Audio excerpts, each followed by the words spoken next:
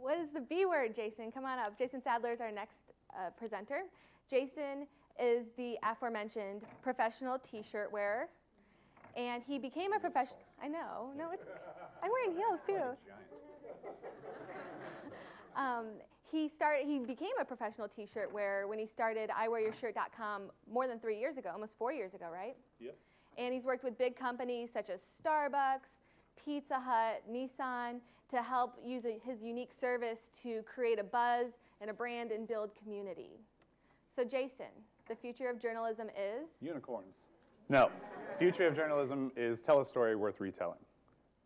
Take it away. All right, so I have left and right here. Nothing fancy. Why are there so many buttons when all I want to do is go left and right?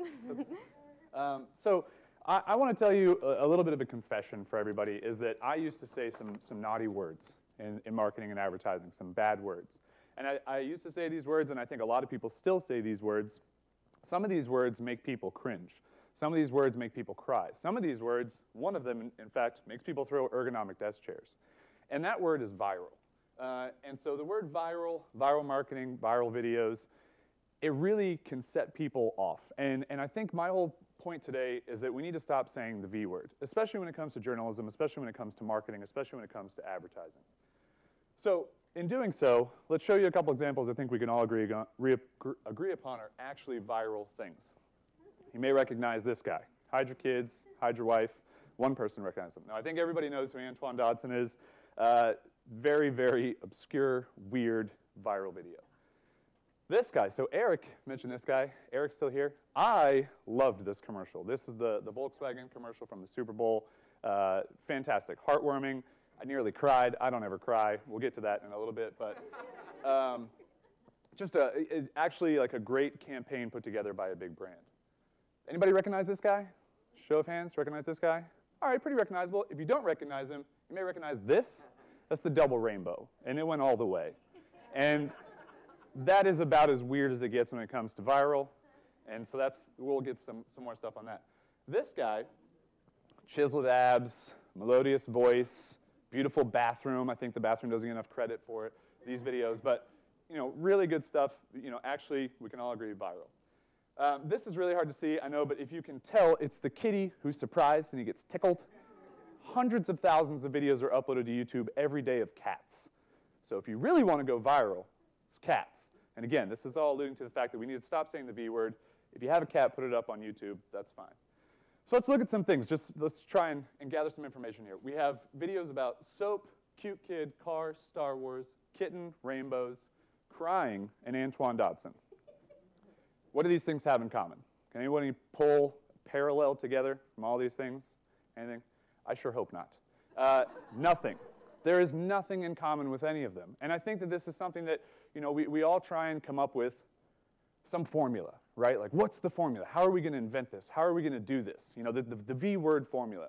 And people sit around and they talk about this stuff, and I don't want to do that, but I want to take a closer look. I want to look at some of my own personal experience, because who I am is a person who wears T-shirts for a living. I make a daily YouTube video. I've done it for 3 years. I've made over 1,000 videos on YouTube. I think I've got a pretty good grasp on what's involved in doing this stuff. So I took the same categories below. I looked through my thousands of videos, and we'll see what I came up with. So videos involving soap or bathroom, I made 6 videos, 18,000 views. Not viral, that's over 3 years, not really a big deal. Cute kids, 1 video. I was actually in Chicago pushing a stroller with a child. I didn't even know. But the mother was really nice. She was fine. 4,000 views. It was because the keywords were good for the title, not a viral video. Cars. I really like cars. I made 16 car videos over the years, 75,000 views. Well, that's pretty good, but it's across 16 videos, and again, not huge. Star Wars, 1 video, 45,000 views. You might be like, oh, that's the one, Jason, right? Well, not really. I mean, it was a good video. You can check it out. I wore a full stormtrooper outfit. That's kind of why it got some views. It really didn't do it, and again, over time. Only 1 video about kittens. This was a shock to me. I thought I had more kitten videos. Apparently, I didn't. Rainbows, 0 rainbow videos. Sorry to disappoint. Crying. 2 videos about crying? I had no idea I cried so much. I'm a big guy. I don't technically cry often, but apparently I've got some views to follow that up. Antoine Dodson, 0, unfortunately. So I really need to focus on rainbows and Antoine Dodson. But again, I didn't find anything in my own videos that led to this stuff. So I looked at a 2010 viral study that was done online. And they took 200 videos, researched over 20 weeks. And in these videos, they looked and followed viewership, sharing, and everything else. And what they found was that only 17 videos in this study stayed atop this chart for subsequent weeks. 17 out of 200. And of those videos, none lasted more than 2 weeks atop this chart of staying in people's minds, of staying in shared stuff, of being viewed consistently. So in all these videos, there was an 8.5% chance that your video would last more than 1 week. 1 week is how long your video had life to live in this study. It's not a long time. I don't know about you guys, but I'd like my stuff to last a lot longer than 1 week. And the average views per video, 199,000. That's good viewership. You know, it's solid. And average shares, 681 on Facebook, 159 on Twitter. A little bit lower on the shares than I would have thought for this stuff. You know, it's not necessarily being spread around to all of your friends or through all your networks. It's more just being kind of seen and then forgotten about or passed on. And these stats are from viraladnetwork.net. Thank you for that. So from this, I think viral is a flash in the pan. I think most people can agree that the V word is a flash in the pan. It's not sustainable. It happens very quickly. It doesn't last. And it's not something that I necessarily think that everyone should be focusing on. It should not be your focus of what you're doing because it doesn't last. So again, we're going to come back to me. That's me if you don't know. I've made 1,000 videos. You know, I haven't found a formula. I think I would have by now. Anybody who does something 1,000 times, you would think that they would have figured it out. Either that or I'm just really bad at what I do. But I don't think that's the case. And as a group, I think we should all come together. You know, everybody should come together. And when you sit in boardrooms or when you sit in strategy sessions or when you are doing anything, stop saying, our company needs a viral video. Just stop saying it, please. And also don't say, our company needs viral marketing. Because in my mind, that's a very short-lived thing. So as I mentioned, I've never had a video go V-word. And I'm sorry that I've said it so many times because it may offend you guys as much as it does me. But you know, I thought I wanted that when I first started my business. I thought I needed a V-word video to really be successful. And what I found was that I didn't, because I've been in business for over 3 years. I've worked with tons of big brands. I've worked with lots of different companies, which is fantastic, and none of it has been through making V marketing or V videos. But what's really helped me is that people remember videos. People remember good videos. They remember videos that hits home to them, that they can share with. You go back to the crying videos. Some people remember those crying videos because I never cry. And the videos are easy to make. If you think about those first examples I gave you, 3 of the 5 were so low budget and low quality that it's not like someone spent tons of money making these videos, and they're really obscure.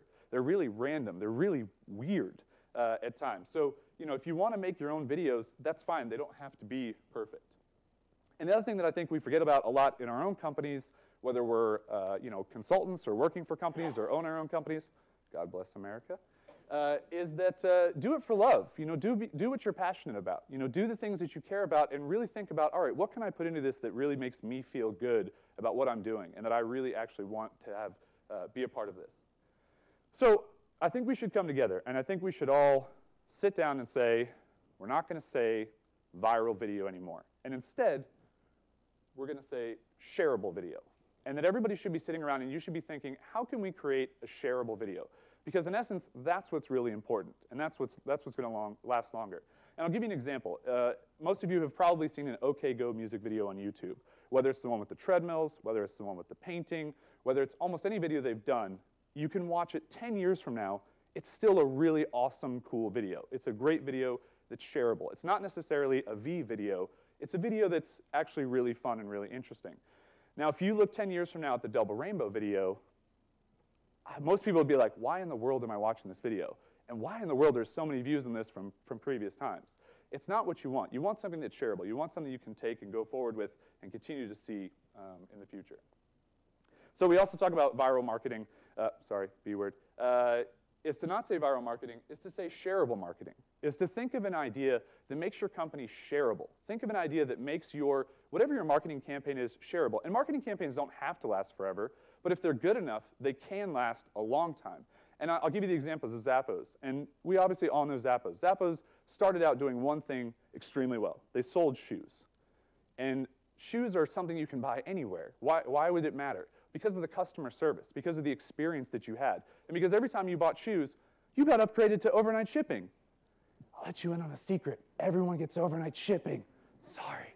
But it made you feel good. You wanted to share that. You got that email, and it was like, you got overnight shipping. You're like, yes, I won overnight shipping. But you would tell people, and people continue to tell people. And so Zappos has been able to grow and do this stuff, and this has been a marketing campaign for them. And a lot of people don't think that this is a marketing campaign. It is. It's their PR. It's what they do. It's their advertising. They don't spend tons of money on other things because they know what they're good at and they know where they're spending their money. So think about how you can create a shareable marketing campaign. So I'll give you some ideas of how I think the companies can go forward and do these things in creating things that are shareable. Because really, I think that that's what's important. And instead of making things that are V-word, we should make them shareable. One is to innovate. And I'll give you another example, which is the Corning.com video. And when I say Corning.com, a lot of you probably have no idea. But there's a video that's got about 15 million views on YouTube. And it's a video of all different types of glass in a house. And as the family walks through, they get a phone call on the table. And the mom's leaving the room, and she swipes the glass, and it goes to the window as she's walking, and she's talking to her grandmother. If you haven't seen it, it's a really good video. The glass company is not necessarily going to make this, but they thought out of the box, and they wanted someone to know that, hey, we're thinking differently. We're trying to do something different. So innovate. Think of something different in your world. What can you create? What can you do? What can you make that's shareable that might not already be done? And if anybody caught the Nest product, which is the new thermostat that just came out, amazing. Amazing product. You know, it's such a cool thing. You can check it out at nest.com. Really, really great way of innovating and creating something shareable. And the next one is to doodle, to be creative, to do something that's just, you know, maybe different. Maybe just try something. Maybe do something that, you know, really tugs on the heartstrings.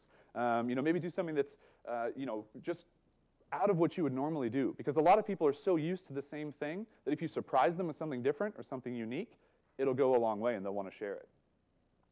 And the last one is when you're creating something shareable, whether it's a video or whether it's a marketing plan, is to involve storytelling. You know, and you talk about the kid in the Volkswagen commercial. There's nothing amazing about that video. There's no special effects.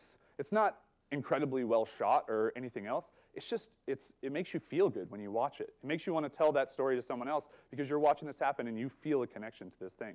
And that's what you should be doing with people is when you're making these things, how can they feel a connection to it? How can they feel like, wow, you told me a story about your company. I didn't think I was being advertised to, or I didn't think I was being pitched to.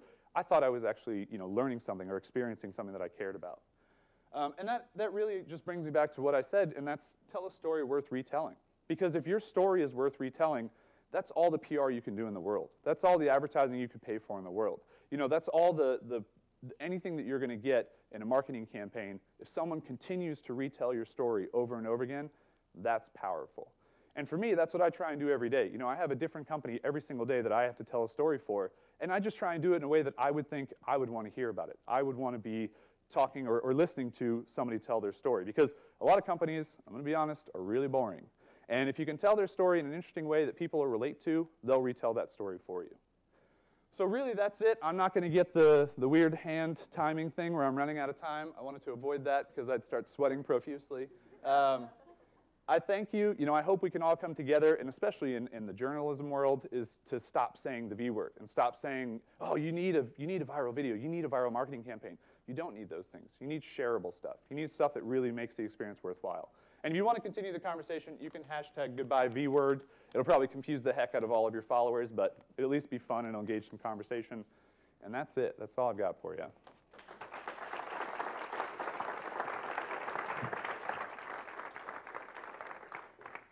Thanks, Jason. And you can tweet with him on Twitter at